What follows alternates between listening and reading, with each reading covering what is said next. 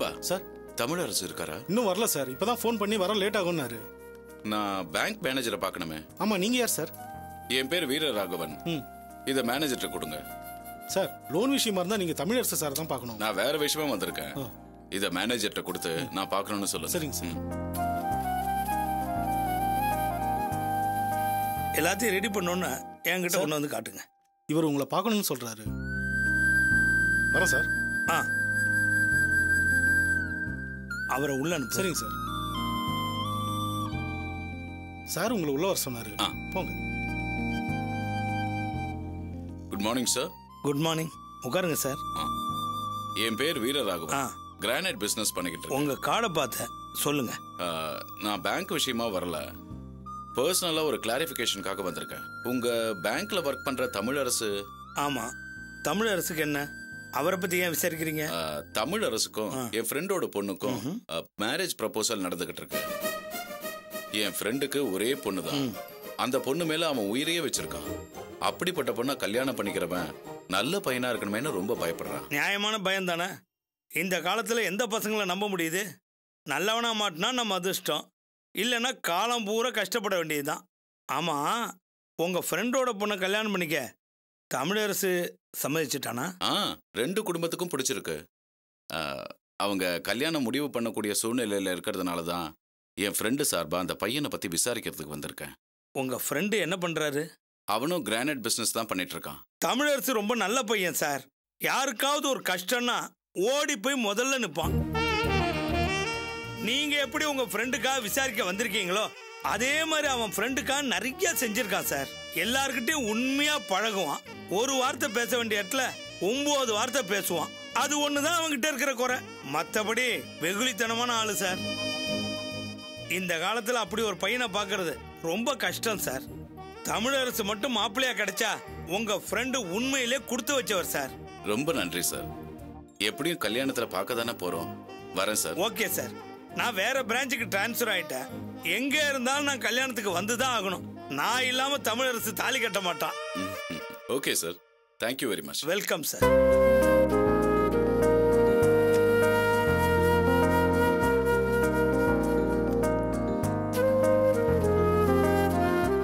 ஒரு நிமிஷம் அப்படி வாங்க சார்.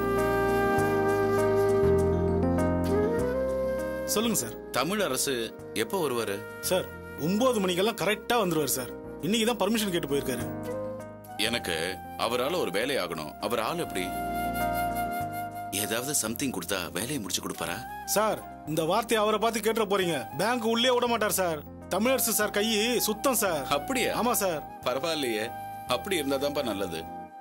லஞ்சமா பணத்தை வாங்குறவன் அந்த பணத்தை தண்ணி போடுறதுக்கும் தப்பான வழியிலேயும் தான் செலவு பண்றாங்க. சார், தமிழரசு சார் கிட்ட எந்த கெட்ட பழக்கமும் இல்ல சார். என்னைக்காவது எங்களுக்கு வாங்கி கொடுப்பாரு தவிர அவர் கையால கூட தொட மாட்டார் சார். ரொம்ப நல்ல மனுஷன் சார். இங்க வா.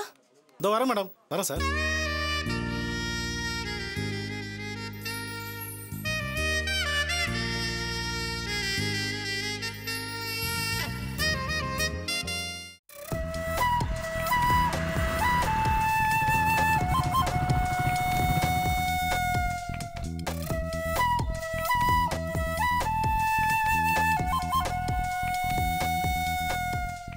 Sir morning sir. வா தமிழே, இனிமே நான் வீடு கட்டினா உன் புண்ணியத்துல கிரானைட் ஃப்ளோரிங் போட்டுக்கலாம். என்ன சார் சொல்றீங்க? ஒன்றும் புரியல. என்னப்பா ஒன்னும் தெரியாத மாதிரி பேசுற? யாரோ கிரானைட் முதலாளி பொண்ண கல்யாணம் பண்ணிக்க புரியாம மத்தவங்க சொல்லிதான் இந்த விஷயத்தை நான் தெரிஞ்சுக்க வேண்டியிருக்கு. உங்களுக்கு எப்படி சார் தெரியும்? எப்படியோ தெரியும். எப்பப்பா கல்யாணம்? அதெல்லாம் இன்னும் டிசைட் பண்ணல சார். எங்க அம்மா ரொம்ப ஃபோர்ஸ் பண்றாங்கன்னு சொல்லி நான் போய் பொண்ணை மட்டும் பார்த்துட்டு வந்தேன். இப்போ எனக்கு கல்யாணத்துல இன்ட்ரெஸ்ட் இல்லை சார். அப்படி சொல்லாதப்பா. நீ தேடி போறதை விட உன்னை தேடி வரதை ஏத்துக்க. அதுதான் உனக்கு நல்லது. இது ரொம்ப பெரிய இடமா இருக்கும் போல இருக்கு. உன் ஃபியூச்சருக்கு அது ரொம்ப உதவியா இருக்கும்பா. அவங்க பெரிய இடமா இருந்தா என்ன சார்? அவங்க கொண்டு வர காசு வச்சா நான் வாழ போறேன். வாழ்க்கையை பிராக்டிக்கலா பார்க்க பழகிக்கப்பா. இந்த மாதிரி நல்ல சந்தர்ப்பம் வரும்போது அதை தட்டி கழிக்காம ஏத்துக்கிறது தான் புத்திசாலித்தனம்.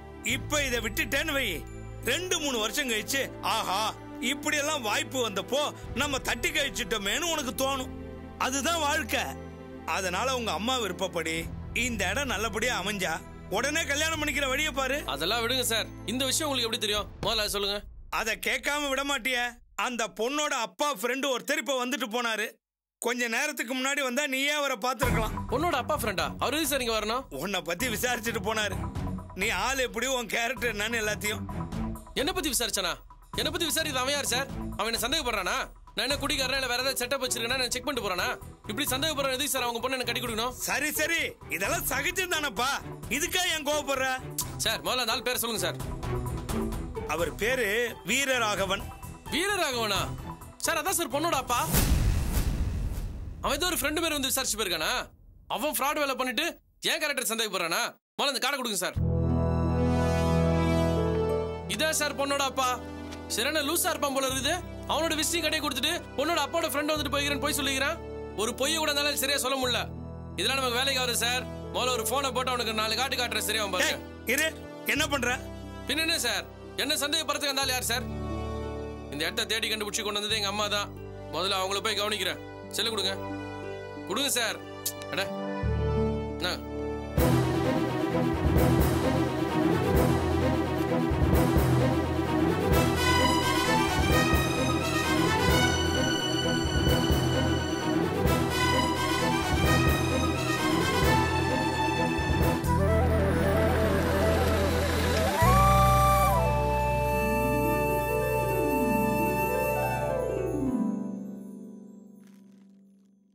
என்னங்க ஆச்சு? ஒரு வழியா வண்டியை கொடுத்துட்டாங்க. நான் வர்ற வழியில கோதண்டம் ஃபோன் பண்ணி வேலாயுதன் சார் எஃப்சியை கொடுக்க சொல்லிட்டாரு, நான் எஃப்சியை ரெடி பண்ணி வைக்கிறேன், வந்து வாங்கிட்டு போங்கன்னு சொன்னாரு. இந்த விஷயத்த நான் சேட்டுக்கிட்டையும் சொல்லிட்டேன். அவர் 2 நாள்ல பணத்தை ரெடி பண்றேன்னு சொல்லியிருக்காரு. பானு, கொஞ்சம் குடிக்க தண்ணி கொண்டாமா. வேலாயுதம் மேல 1000 குறை இருந்தாலும் நம்மளை பொறுத்த வரைக்கும் அவர் சொன்ன மாதிரி நடந்துக்கிட்டாரு. அந்த எஃப்சி விஷயமும் நான் கேட்கல, அவரா தான் ஃபோன் பண்ணி கோதண்டம் கிட்ட சொல்லியிருக்கிறாரு. இந்திரா, நான் தீபா விஷயத்துல நல்லா யோசிச்சு ஒரு முடிவு எடுத்திருக்கிறேன்.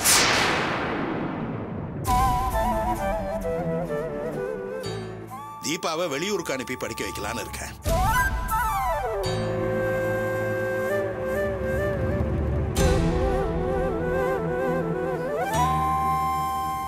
வெளியூருக்கு அனுப்ப போறீங்களா? ஏன்பா?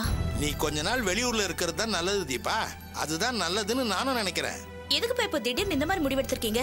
முதல்ல இதுக்கு காரணம் சொல்லுங்க. ஒரே காரணம் தான், நீ நல்லா இருக்கணும்ன்றதுதான். நான் போக மாட்டேன்ப்பா. உங்க எல்லாரையும் விட்டுட்டு என்னால அங்க போய் தனியா இருக்க முடியாது. தீபா, அப்பா ஒரு முடிவு எடுத்தாருன்னா அது நல்லதுக்காக தான் இருக்கும். சும்மா அப்பா பேசுறத கேட்காம நீயே பேசிட்டு இருக்க. விடுக்கு விடுக்குன்னு பேசாத. என்ன ஒரு வார்த்தை கூட கேட்காம நீங்களா எப்படிப்பா முடிவெடுத்தீங்க? வெளியூர்ல இருந்து நிறைய பேர் சென்னைக்கு வந்து படிக்கிறாங்க. இங்க இருந்து நான் ஏன் அங்க போய் படிக்கணும்? நான் போக மாட்டேன்ப்பா. கொஞ்சம் வாய மூடு. லட்சக்கணக்கில் செலவு பண்ணி நம்ம சக்திக்கும் மீறி அப்பா உன்னை படிக்க வைக்கிறாரே, அந்த படிப்பை நீ முழுசா படிச்சு முடிக்கணும்னு அப்பா நினைக்கிறாரு. அதுல என்னடி தப்பு? படிப்புல மட்டும்தான் நீ கவனமா இருக்கணும். அவர் எங்க சொல்றாரோ அங்க போய் படி. அதான் உனக்கு நல்லது. ஏன்பா, நான் இங்க இருந்தா படிக்க மாட்டேனப்பா? படிக்கிற புள்ள எங்க இருந்தாலும் படிக்கும். நீ நல்லபடியா இன்ஜினியரிங் படிச்சு முடிப்பேன்ற நம்பிக்கை உன் மேல இருக்கிறதுனால தான் நான் உன்னை இன்ஜினியரிங்கே படிக்க வைக்கிறேன். ஆனா நீ இங்க இருக்க வேணாம்னு நினைக்கிறேன். அதனாலதான் கோயம்புத்தூர்ல இருக்க காலேஜ்ல சேர்க்கலாம்னு முடிவு பண்ணிட்டேன். என்னால உங்களை அம்மாவை தங்கச்சிங்களை விட்டு பிரிஞ்சிருக்க முடியாதுப்பா. நான் ஒழுங்கா இந்த ஊர்ல இருந்தே படிக்கிறேன். நான் வெளியூர் போய் தான் படிக்கணும்னு நீங்க நினைச்சீங்கன்னா அப்படிப்பட்ட படிப்பு எனக்கு தேவையில்லை. என்ன படிப்பே வேணாமா? படிக்காம போய் சமூக சேவை செய்ய போறியா? நீ செஞ்ச வேலையை தான் நாங்க பார்த்தோமே. முதல்ல உன் வாழ்க்கையை பத்தி யோசி, அப்புறம் மத்தவங்களை பத்தி யோசிக்கலாம். உன் பாதுகாப்பு, படிப்பு இது ரெண்டுத்தையும் யோசிச்சுதான் உன்னை வெளியூருக்கு அனுப்புறதுக்கே முடிவு பண்ணிருக்கு. துளசி கல்யாணத்தை நிறுத்திட்டேன்பான்னு இங்க நின்னு தானே நீ பெருமையா சொன்ன. இப்ப என்ன ஆச்சு பாத்தியா? வேலாயுதம் மேல எந்த தப்பும் இல்லைன்னு உன் வாயாலேயே கோர்ட்ல சொல்ல வச்சுட்டாங்க இல்லையா? அதோட விட்டுட்டாங்களா? நானே விரும்பிதான் வேலாயுதத்தை கல்யாணம் பண்ணிக்க சம்மதிச்சேன்னு துளசி வாயாலேயே சொல்ல வச்சுட்டாங்கல்ல. உன் ஃப்ரெண்டு கல்யாணத்தை நிறுத்தணும்னு தானே நீ இதெல்லாம் செஞ்ச. இப்போ வேலாயுதத்துக்கும் துளசிக்கும் கல்யாணம் நடக்க போதான். நீ உன் ஃப்ரெண்டுக்காக எடுத்த எல்லா முயற்சியிலையும் தோத்து போயிட்ட. இப்போ வேலாயுதம் குடும்பமும் முத்துமாணிக்கம் குடும்பமும் ஒன்னா ஆயிடுச்சு. இப்போ உன் முகத்தை கொண்டு போய் எங்க வச்சுப்ப? நம்ம தான் தேவையில்லாம 2 குடும்பத்துக்கும் பகையாயிட்டோம். துளசிக்கும் வேலாயுதத்துக்கும் கல்யாணம் நடக்க போற இந்த நேரத்துல நீ இங்க இருக்க கூடாது. அதான் உனக்கு நல்லது. அப்பா, நான் துளசி விஷயத்துல தோத்து போயிட்டேன்னு சொல்றீங்களேப்பா. நான் கோர்ட்ல ஏறி வேலாயுதத்துக்கு ஆதரவா பேச என்ன காரணம்னு யோசிச்சு பாத்தீங்களா? அவங்க என்ன பணிய வைக்கிறதுக்காக உங்களை தூக்கி ஜெயில போட்டாங்களேப்பா. அது மட்டும் நடக்காம இருந்திருந்தா நான் ஏன் கோர்ட்ல நின்னு அவருக்கு சப்போர்ட்டா பேசிருக்க போறேன்? உங்களை காப்பாத்த எனக்கு வேற வழி தெரியலப்பா. அந்த பாசத்துல தான்ப்பா நான் தோத்து போயிட்டேன்.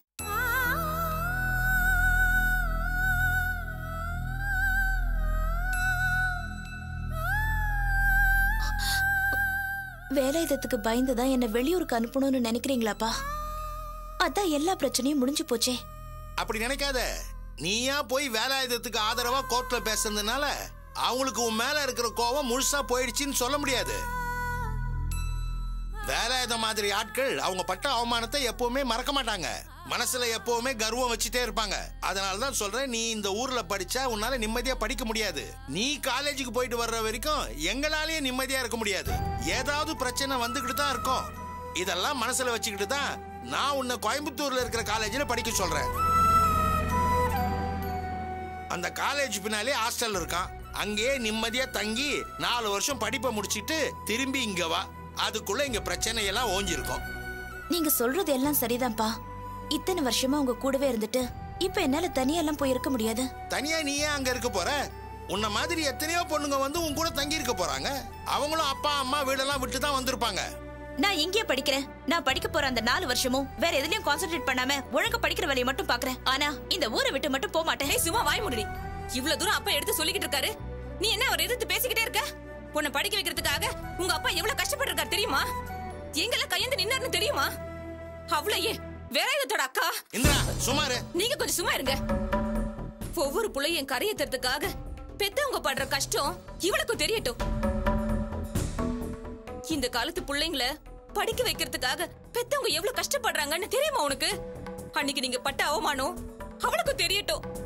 அப்பதான் பொறுப்பு வரும். அப்பா உன்னை படிக்க வைக்கணுங்கிறதுக்காக வேலாயுத அக்கா கால்ல விழுந்திருக்காரு.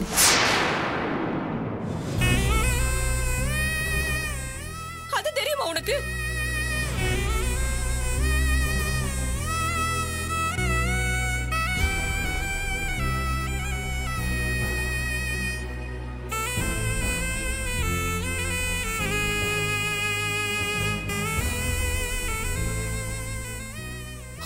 அப்பா, அம்மா சொல்றதெல்லாம் உண்மையா? நீங்க ஏன்பா அவ காலெல்லாம் போய் விழுந்தீங்க? அது பரவாயில்லம்மா. நான் அவங்க காலில் விழுந்ததுனாலதான் நமக்கு நம்ம வண்டி கிடைச்சது. அந்த வண்டியை வச்சுதான் நான் உன்னை படிக்க வைக்க போறேன்.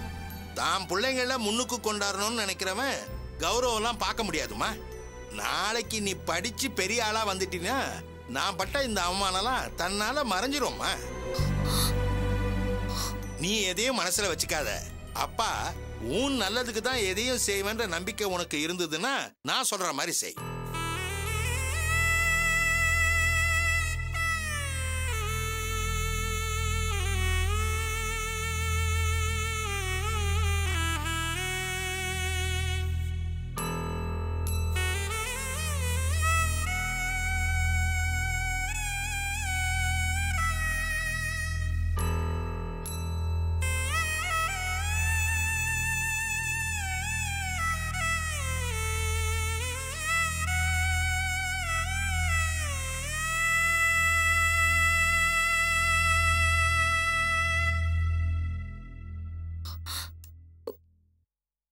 நான் படிக்க போறேன்பா. நீங்க சொன்ன மாதிரி நான் கோயம்புத்தூருக்கே போய் படிக்கிறேன். ஆனா இனிமே நீங்க யார் காலையும் விழக்கூடாதுப்பா.